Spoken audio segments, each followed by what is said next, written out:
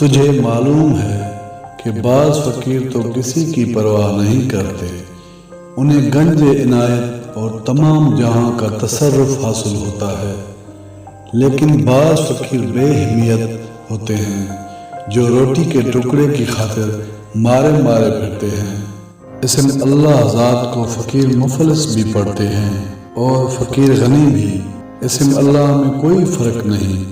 پھر کیا وجہ ہے کہ ایک تو مفلس ہی رہتا ہے اور دوسرا غنی ہو جاتا ہے؟ اس کی وجہ صرف یہ ہے کہ جو شخص اسم اللہ ذات کو عزت و عظمت اور قدر جانتا ہے، اسے اسم اللہ ذات عزت و عظمت اور قدر کے مرتبے پر پہنچا دیتا ہے۔ فقیر کی نگاہ میں اہل دنیا مفلس ہیں اور اہل دنیا کی نظروں میں فقیر مفلس ہیں۔ سالک کے لیے ضروری ہے کہ وہ راہ سلوک پر چلنے کے لیے کسی ہادی کو تلاش کرے۔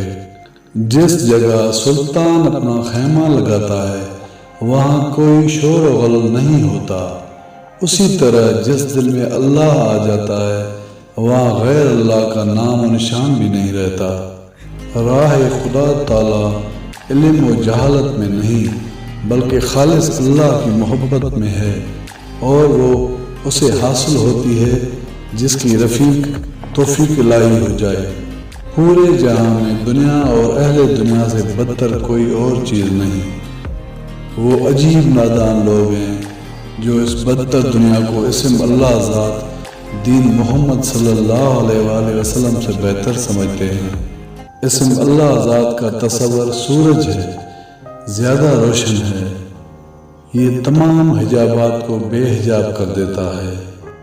مجھے میرے پیر و مرشد کی نصیحت یاد ہے کہ یاد خدا کے سوا جو کچھ بھی ہے سب فانی اور بیکار ہے۔ دل میں تو نہیں تو دل ایک دوزخ، اور دل میں تو ہو تو دل ایک جنت ہے۔ سن، اگر کوئی حضور صلی اللہ علیہ وآلہ وسلم کو مردہ سمجھتا ہے اور حیات النبی صلی اللہ علیہ وآلہ وسلم کا انکار کرتا ہے تو اس کا ایمان سلب ہو جاتا ہے۔ جب میں نے اپنے نفس کو مار دیا تو نفس مرد حق بن گیا۔ اپنے نفس کو مارے بغیر کوئی بھی شخص اللہ تعالیٰ کے عشق کو نہیں پا سکتا۔ جان لے کہ دنیا کے مال کو جان سے عزیز وہ رکھتا ہے جو بے دین، بے عقل، بے تمیز ہو۔ دنیا جہل ہے اور اس کا طالب جاہل ہے۔